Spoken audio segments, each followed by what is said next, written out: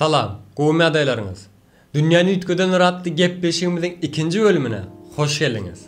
Bu bölümümizde onun alımda, bilimde, teknologiyada ve energiýede goýan mirasy bilen bu bölümleri düýünden ütketdi. Onun oýlap tapan zatlary häzirem ulu hayranlyk bilen ýatlanmakdadyr. Anhanyň garşyňyzda öz hyýaly güýjüniň sereketini bozan, bugünmizi, geleceğimizi ve dünyamızı aydınlatan Nikola Tesla'nı karşı alalım.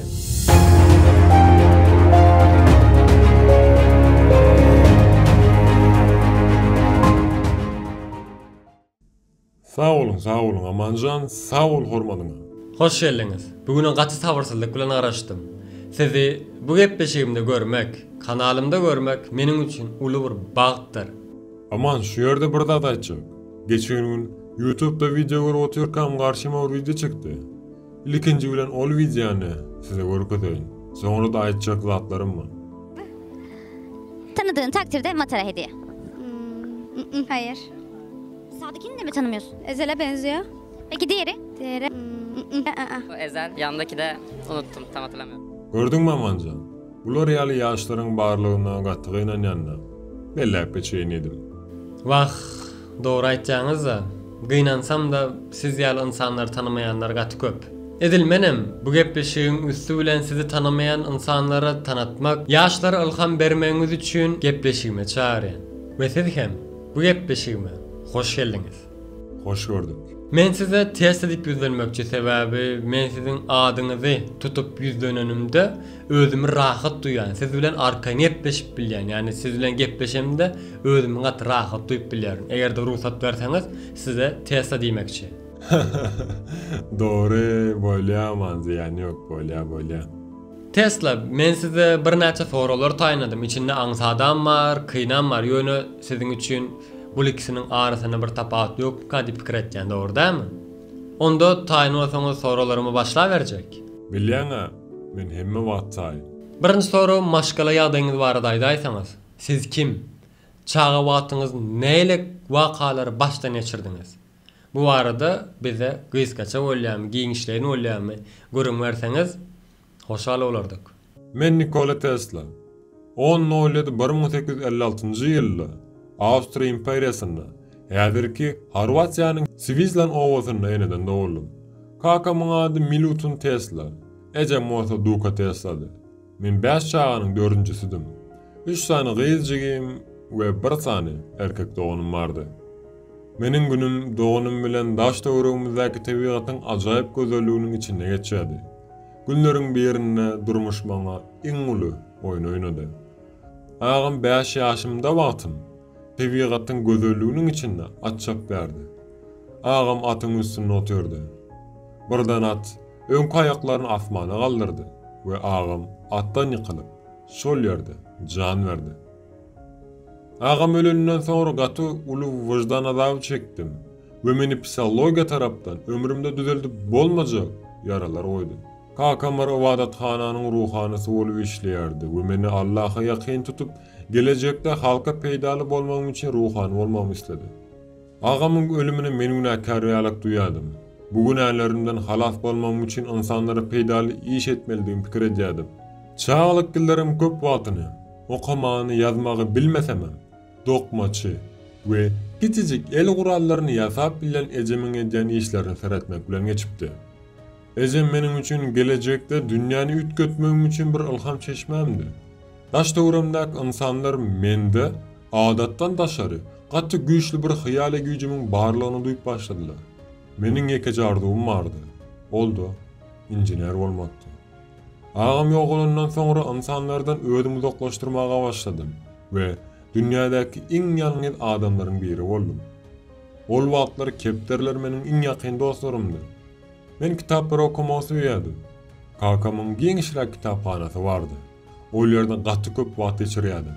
Kakam geceleri şemin ışığında kitap okuýarlygymy bilenden soňra gözlerim zaýlanmasyn diýip bütün şemleri menden gizleýärdi.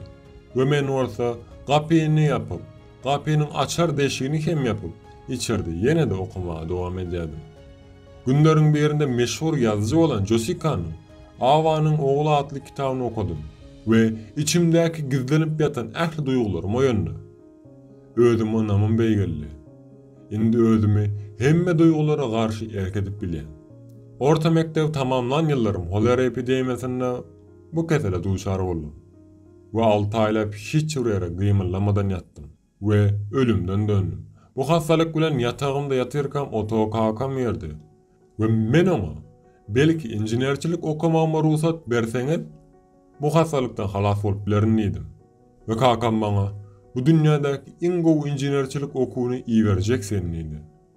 Ve sagaldym we o närsele başladym. Ve ilkinji ýyllarym meniň enem atamy buýsandyrmak maksadym hem bardy. Ve daň bilen saat 3'te işlemäge başlap, gece 10'lere dowam edýärdim. Ve bu hujurly ýagdaýda okumam meniň professor muallimlerim hem gorkuzypdy. Ýumaşkalama şeýle hat ýazypdyrlar. Oğluňyzy okuwdan uzaklaşdyryň. Ýogsam köp işlemekden, köp okumakdan öler diýdiler. Men özümde iň gowy bilen häsiyetim başlan işimi bitirmän oýamakdy. Aýtýolamy, şu wagt siziň aýdýan zatlaryňyzy dinläp has köp dinläsiň belli. Siziň durmuşyňyzdaky her gün biziň üçin gaty gymmatly. Sizi sagatlap dinlesemem azdyr. Ýöne şu taýda ýene size bir sorum ma, siziň durmuşyňyzda ilkinji oýlap tapan zadyňyz nämedi? Aman gowy soraw berdiň de, men çağalygymdan bäri gaty köp zady kellämde oýlap tapdym. Ýöne ilkinji iň ulu oýlap tapan zadym elektrik ılımında alternativ akımynyň netijesinde ýüze çykan we elektrik energiýasynyň ulak aralyga geçirmäge mümkinçilik berýän Tesla rulony boldy. Tesla rulony ýokary voltly we ýokary ýygylykly üýtgeýän tok berýär. Bu oýlap tapyşyň esasy maksady elektrik energiýasynyň simsiz geçirilmegini üpjün etmekdi. Bobin olup atmosferadaky elektrik energiýasyny antena ulgama arkaly geçirip bildik. Şeýlelik bilen kabel zerurlugy bolmazdan elektrik energiýasyny ulak aralara geçirmek mümkin boldy. Bu da meniň ilkinji oýlap tapan açyşym boldy. Nikolo, siz Amerika gittiňiz, dogry-dämi?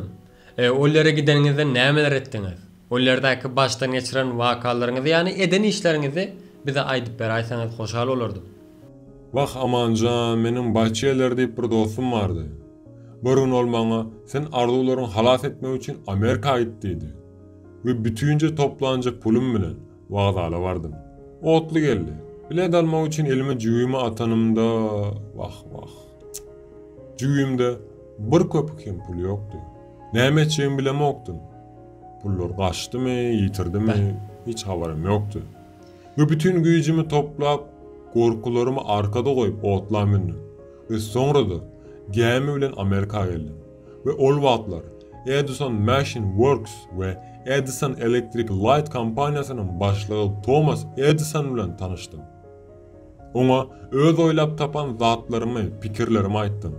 Onuň kömegi bilen aklymdaky pikirleri hakykata görüp bilerdim. Ýa-ni 5ler diýip bir dostum hakyny aýdypdym. Şol maňa aýtmakam şu hatda Thomas Edison'a berdiýipdi. 5ler Thomas Edison'yň hem dostudy. Ol hatda şeýle ýazýardy. Jenap Edison, men dünýäde 2 sany ýokarydaki adam tanaýan. Biri siz we beýlekisi bolsa, garşyňyzda duran, size bu hatda beren kişi. Men Edison'a aklymdaky pikirleri eden işlerimi görüň bermäge başladym. Men Edison'a Jenap Edison, bu aýtýan zatlarym gelecegiň teknologiýasy, bu aýtýan zatlarym dünýäni üýtgedip biljek zatlar diýip görüň berýärdim. Edison maňa gaharlanyp, bular ýa tamsyk zatlar hakynda aýdyp meniň wagtym boşa harjama diýdi. Nikola Tesla şu taýda siziň sözüňizi bölýände, Thomas Edison size näme üçin gaharlandy?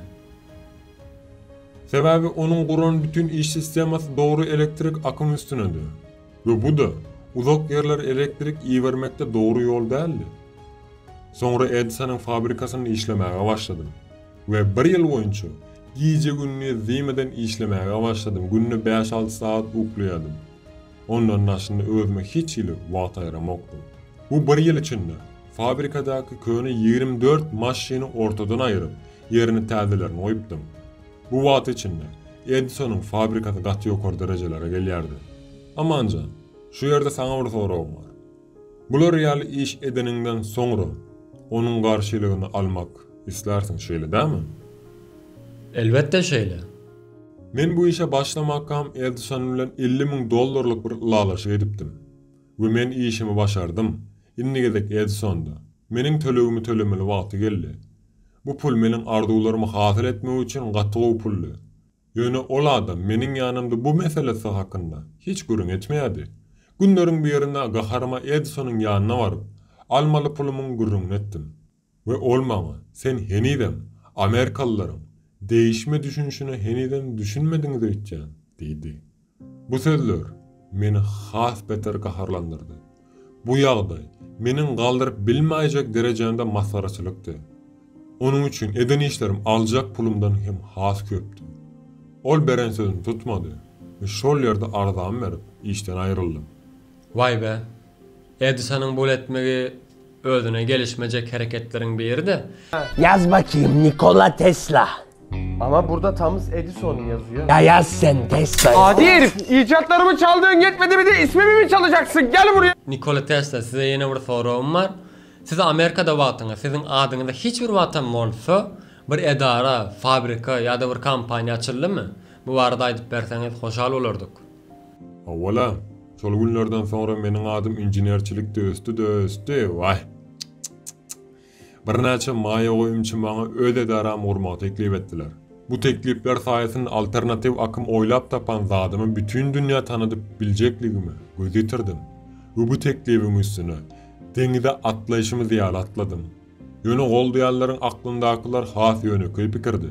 Köçelerde we zawodlarda ark ışıklaryň ösüşi ägert uly bazardy. Menden islen zatlary da oňa ýyda etmekdi. Tesla Electric Light Company New Jersey ştatynyň Gateway şäherinde şahamçasyny döretdik. Grand köçedäki ilkinji laboratoriýamyzda işlemäge başladym. Ulanylýanlara garanynda has anamly, has çydamly, ýöneköý we tygyşetli Tesla ark çyrasyny öndürmelidim. Meniň munyň garşylygynda aljak zadym kampaniýanyň paýynyň bir näçe böleginden ibaretdi. Elimde köp mukdarda kampaniýa paýy bilen işlem başladym. Bu paýnamalaryň hiç ýeli gymmaty ýokdy. Sebäbi kampaniýa henüz ýaşdy we tutuş ýurt ykdysady krizisi başdan geçirýärdi. Meni ýene dolandylar. Ondan sonra aman edilsiziň günüňizdäki käbir injenerleriň hem iş tapyp bilmeýişi ýaly. Men hem iş tap bilemokdym. 1886-njy ýylyň soňlary meniň üçin gaty erbet ýyllaryň biri bolupdy. Nädip iýmit tapjagymy bilmän geçiren günlerim gaty köp boldy. Öňe işlemekden gorkamokdym. New York'da köçede köçe galyp beren işçileriň ýanyna baryp menem siz bilen işlemek isleýän diýenimde başlyklary maňa seredip güldüler. Amanjan gödüňe ýeter. Bu özüm övmek däl, neýsim agara, janym ýanşyndan aýtýan.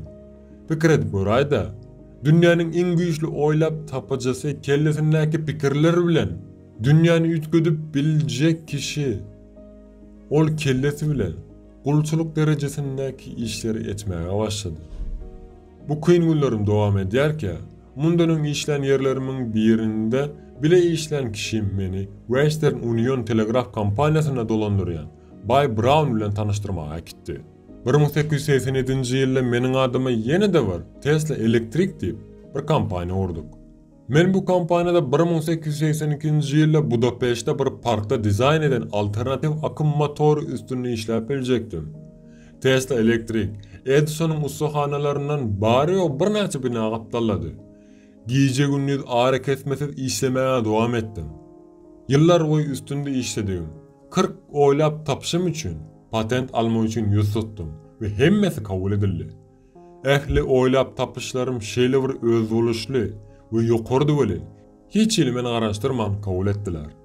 Ahirinde özüme münasip şöhrat gazanyp başladym we önümçilik we akademik toparlary uludan sarstyrdym. Şol döwrüň güýçli senagatçylaryndan biri bolan George Westinghouse'un ünsüni özüne çekdim. Derrew ulalaşyp işe başladyk. Westinghouse 40 patentiň deregine maňa $60.000 teklip etdi. Bu gaty uly pully bara. Edison meniň Westinghouse bilen alternativ tok barada şertnama baglaşanlygymy eşitip gaharlandy. Edison'un pikirçe, alternativ tok sebäp ýüze çykan bedbaçylyklar ýüze çykarylmaly, millete görkezilmeli, millete bu howpdan duýduruş berilmeli. Edison tarapdan maňa garaş kampaniýasy başlandy. Alternativ tok, göni tokdan has ýany diýen düşünjäni döretmäge finansiýardy. New Jersey'de yerleşen Edison'un barlahanasynyň töwereginde ýaşaýan adamlaryň öý haýwanlary ýitip başlady. Edison çağlara getiren her bir öý haýwan üçin 25 sent төлedi. Onuň esasy pikiri şudy: adamlar howpy duýmasa, meniň bilen Westinghouse hyzmatdaşlygymyň adamlara da ziýan ýetirip biljekligidi. Edison'un ikinci mailnamasyny durmuşa geçirmän wagty gelipdi. Eger alternativ tok adama ziýan berse, howpyň näçeligine has gowy düşünip bolardy. Bu mailnamanyň gurbany beýguna adam bolup bilmezdi. Ýöne ölüm jezasyna höküm edilen jinaýatçy bolup bilerdi. Edison gerekli olan ruhsatlary aldy we New York ştatynyň jeza çäresi 1890-njy ýylyň 6-njy awgustunda William Kemleri alternativ tok bilen jezalandyrdy. Şeýle-de bolsa bu kampaniýalara garamazdan awreýli adamlaryň köpüsi Westinghouse'un halka orkadan suutnamalary we şaýatlary sebäpli alternativ toğun öldürücü tarapynyň bolmadygyny düşündiler. Zerur çäreler görülmese, alternativ tok ýa-da göni tok bolsun, her neçe bolsa, howpludygyny düşündiler. Edison Iriwich bu eden ýalňyşyny düşünerdi welin, şu wagt onuň aklynda diňe şu pikir bar. Baýlyk kazanmakdan has möhüm zat bar bolsa, ol hem birini pese düşürmekdir. 1883-nji ýylda meniň elime gaty uly bir şans geldi. Men we Edison Chicago'da bütün dünýä Kolumbiya sergisiniň açylyş dawrasynda garşylaşdyk. Dünýä taryhynyň uğury üýtgejek bolýardy. Westinghouse kampaniýasy serginiň açylyş dawrasynda ýeňici boldy. Indi men arzularymy hasyl etip biljekdim. 100 miňlerçe adam şäher meýdanyna toplandy. Amerikanyň prezidenti Grover Cleveland onu gurşap alýan bilesi gelýän mähelle seredip durdy. Häzir adamlar ömründe hiç görmedik zadyny tomaşa ederler. Prezidentiň düğme basmagy bilen meýdança renkli ışıklar bilen ajaýyp ışıklandyryldy. Bu dünýäniň bugüneçeli gören en ajaýyp ışıklandyryş görkezişi boldy. Netijede her kim meniň zehinim bilen tanışmaga mümkinçilik tapdy. Ve Edison bilen dowam eden bu ýarşy gazandım. O günden beri laboratoriýamda çykmadan işlemäge başladym. Bu günleriň birinde ýagny 1895-nji ýylyň mart aýynda daşary çykmaly boldum we ol gün laboratoriýamda ýangyn çykdy. We ýan şeýle bir uly duwolinlara içinde laboratoriýamda ulanýan enjamlarym erap muzyr boldy. Bu meniň üçin gaty uly bir bedbaçylykdy. Eden işlerimiz pul bilen satın alınmayacak derecede gymmatdy. Ýa amanjan gepiň tümmegi bütün ömrüm boyunca eden işlerimin meýweleri kül boldy. Men bugünden sonra batmaga başladym. Sebäbi bütün işlerim diýen ýaly laboratoriýamdady. Öňe besetmedim. Sebäbi bilýärmi? Bu maňa gelişmeýär. Özüm birazjyk toparlanymdan sonra iň uly arzularymdan biri bolan kabelsiz energiýany geçirmek sistemasynyň üstünde işlemäge başladym. Colorado'da täze laboratoriýa açdym we ol ýerde bu arzularymı hasyl etmek üçin işe başladym. Ve Colorado'daky bu laboratoriýamda işläp oturýarkan gaty täsin bir signal almaga başladym. Bu belli bir aralyklar bilen gelýän signallar başga planetalarda ýaşaýanlar tarapyndan gelýär diýip pikir edýärdim. Nikola, sizin ol alan signallaryňyz biziň şu wagt ýyldızlardan gelýän tolkunlardygyny bilýäs. Dogry dämi? O şeýle man dogry aýtýan. Nikola Tesla. Vay be. Adyny aýtmagam bir buýsandyrjy zatlar. Ondan sonra näme boldy? Duraman, duraýaw, birden beraw, agdym ýada gitdi. Näçe minutdan bar gurulady oturýarsyň. Şaýda adam bere, o aýtana bara. Başka çağıracak mihmanlaryny yamanlajak seni bara. Aç soýya, çay emmeren ok diýip bara. Bolýa alamanjan oýnadýandan. Dowam edýän onda. 1901-nji ýylda ýurdun iň uly bankirlerinden biri bolan John Bayport Morgan bilen şertnama baglanşdy we uly bir diň urdy. Bu diň bilen dünýä simsiz elektrik tehnologiýasyny görkezmek maksat edindim. Ýöne bu gede gaty ferasaplyk bilen hereket etdim.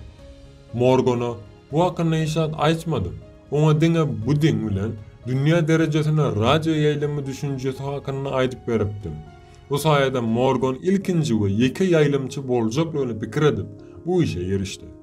Ýöne hasaplarymda kiçik hem bolsa ýalňyşlyklar bolýardy we bu meni köp wagtymy alýardy. Muňa Morganyň sabry ýetmän başlady we Morgana hakykatlar aýtmagy makul bildim. Morgana ýenesferany ulanyp kabelsiz elektrige oýlap tapjakdygymy, onuň üstüne işejekdigimi aýtdym. Ve Morgan munun muht elektrik manisine gelýärligini düşündi ve mundan pul kazanmajany düşündi ve menden çekildi. Bu sebäpden meniň hem pulum bolmalygy üçin işin içinden çıkyp bilmedim. Bu laboratoriýam hem asyryň iň uly proýektini hem belgilerim köp bolan üçin satdym we ýene-de durmuşymdaky uly urgullaryň birini edim. Ah amanjan. Meniň durmuşym şundan ibaret. 300-den urak patentimi gelecekdäki nesillere miras goýdum. Bu mirasymy gorumak we gelecek nesillere geçirmek size bagly. Bu gepleşige tomaş edýänlere bagly. Amanjan, meni gepleşige çağıranyň üçin köp sag bol. Şu ýerde ýaşlara, gelecek nesile aýtjak sözüm bar. Akyllarynyň bir gapdanda saklamaklyklaryny haýyş edýän. Üstünlüğün sırrı bir-birine bağlı bolmayan düşüncelerde yatanlar. Düşünce gaty güýçli zatdyr. Eger de doğru ulanmagy bilseňiz, hemme zady üýtgedip bilersiňiz. Iň güýçli akyl kimde bar bilýärmi? Soňsuz hyýaly güýje eýe bolan adamda bardy. Nikola Tesla 87 ýaşynda New York'ta bir mehmanhananyň kiçijek otogunda ýürek näsawlygy sebäpli ağrıdan çıkanlygy bilinýär. Käwir çeşmelere görä bolsa, onuň başgalar tarapyndan zäherlenip öldürilendiği aýdylýar. Ol adam ýeke we garyp öldü. Ýöne hiç ýyl şüphe duýmaksızyn ol adam dünýäde deňe taýip bolmayan adamlaryň biridir. Şeýle adalatsyzlyga sezewar edilmedik bolsadyň käşke. Kim bilýär dünýäni näme derejäge getirerdin sen ara? Yani sen ýaly adamlaryň günümizde de gadyr bilinmeýän kadiýen. Nikola Tesla senden bütün insanlar adyna ötünç soraýan. Gadyryň bilmedik.